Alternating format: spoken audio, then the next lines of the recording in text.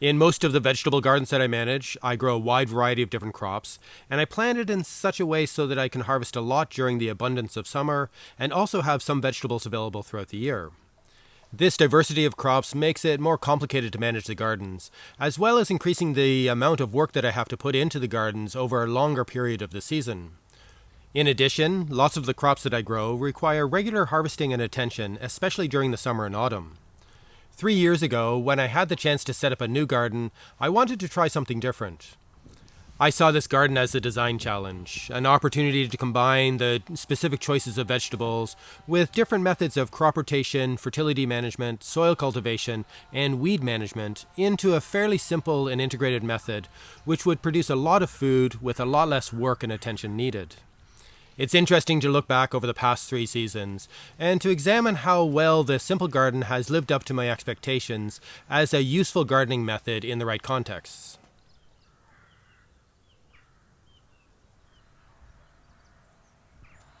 In each of the last 3 years, I've been able to harvest an average of about 500 kilograms of vegetables out of this 100 square meter garden. This is the highest yielding of all of my outside vegetable gardens, slightly above the intensive garden. This average yield would have been a bit higher if the harvest from 2018 hadn't been reduced by the dry conditions that we had that season, but all of the gardens were affected by this. But looking at the yields of the individual crops, none of them did significantly better than the same crops in the other gardens. The squash plants generally do well in this garden, but this hasn't translated into better yields, and the yield of the carrots has been broadly within the range of what I've harvested from the other gardens. This larger crop of such a high-yielding vegetable does boost the overall harvest from this gardens, but that has been partially offset by the equally large bed of lower-yielding onions over the past few years. Even the potato yield is comparable to the other gardens. I would have expected significantly higher yields from this main crop potatoes that I grow in the simple garden, compared to what I harvest from the early variety of potatoes that I grow in the other gardens.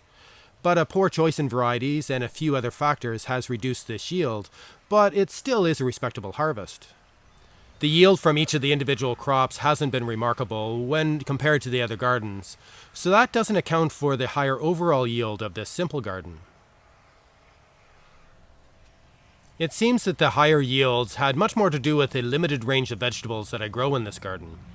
Having large beds of single crops that don't need regular tending has reduced the amount of garden that is taken up with unproductive paths, and this would help increase the overall yield. Avoiding some of the lower yielding crops, such as peas and beans, helps to keep this yield high, but the slow and steady pace of these long season crops that I've selected is also a factor.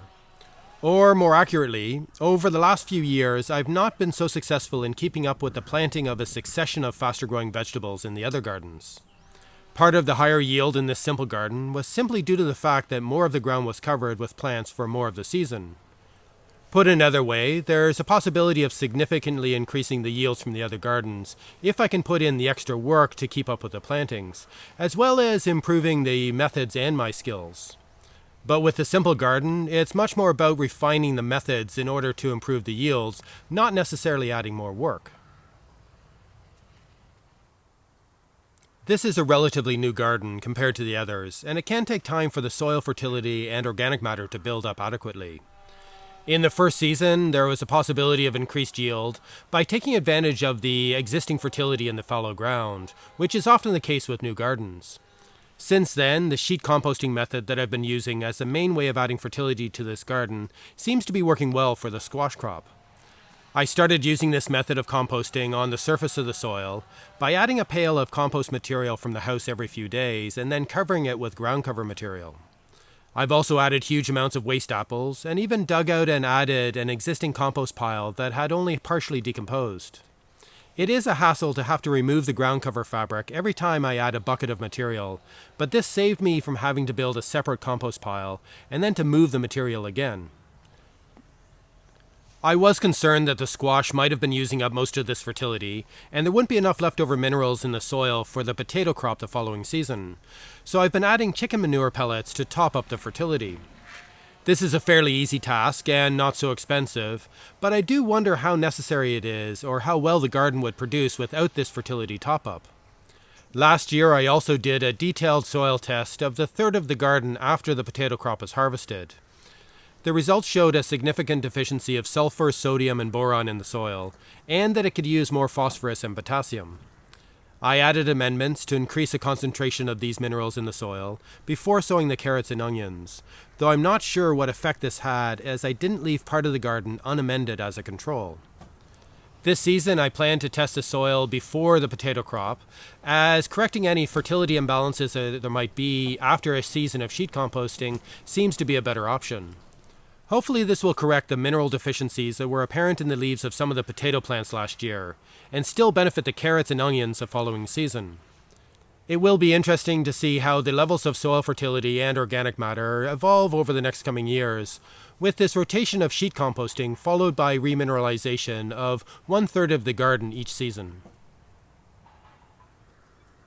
In order to start this garden 3 years ago, I put in a fair amount of work in order to prepare the soil, including digging and clearing 2/3 of the garden for the potatoes, carrots, and onions. Since then, the plan has been to only cultivate the soil during the potato rotation, first to prepare the beds for planting the potatoes, then to thoroughly dig it at the end of the season to harvest the potatoes. The resulting loose soil is then leveled into a fine seed bed for the carrots and onions and covered until the spring. This leaves 2/3 of the garden uncultivated each season, which significantly reduces the workload, as well as reducing the amount of soil disturbance. For the past 2 seasons, I've decided to sieve the soil in the full bed when harvesting the potatoes, which helps me to avoid leaving any potatoes in the soil and removes all of the stones and weeds at the same time, as well as allowing me to loosen the subsoil underneath while I'm at it. This is definitely a labor-intensive process that is not really necessary, but I do feel that it helps with the carrot crop, and it makes hoeing and weeding the garden a lot easier as there are fewer stones on the surface. This sieving of the soil added about 10 hours of work each season, on top of what would be necessary for just harvesting the potatoes. This is more than 25% of the workload for this garden, bringing the total to almost 40 hours in a season. Even with this big task, this garden takes a lot less work than any of the other gardens, especially when comparing the total amount of food harvested to the total amount of time spent each year. Averaged over the last 3 seasons, this simple garden produced about 500 kilograms of food from about 35 hours of work a year, which translates to 14 kilograms harvested for every hour that I worked over the season. This is a lot of food, and significantly above what I'm able to harvest from the other gardens, which range from about 5 to 8 kilograms per hour.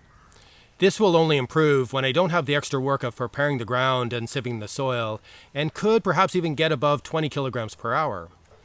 This is the main benefit of this gardening method, producing a lot more food for a lot less effort, but at the cost of significantly reducing the variety of vegetables that I'm able to grow. It is interesting to look at the proportion of time that I spend on the other tasks for this garden and when they need to be done.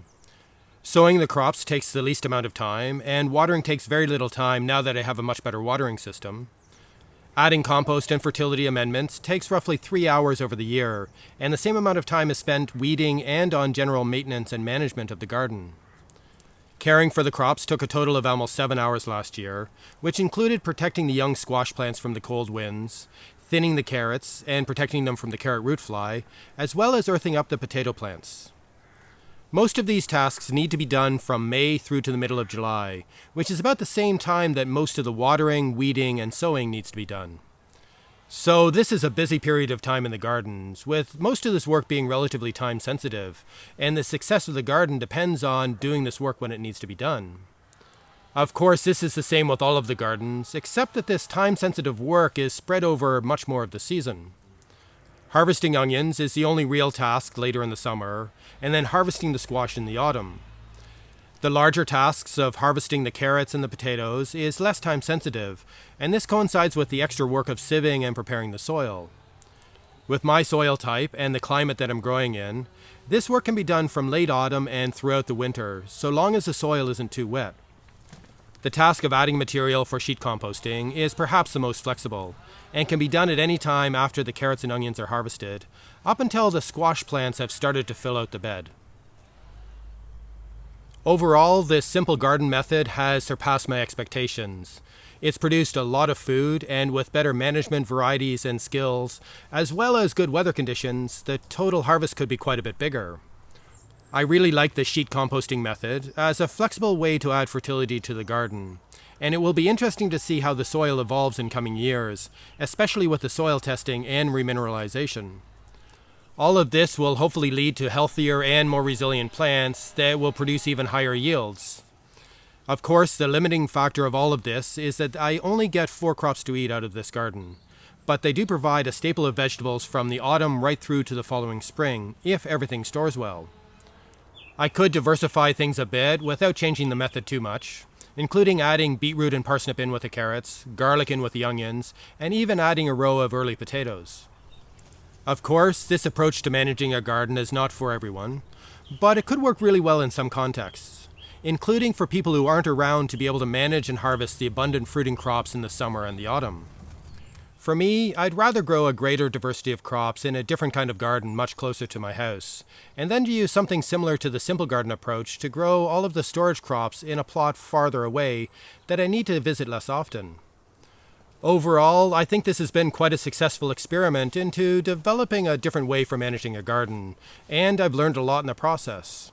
It will be interesting to see how this garden evolves over the next 3 years.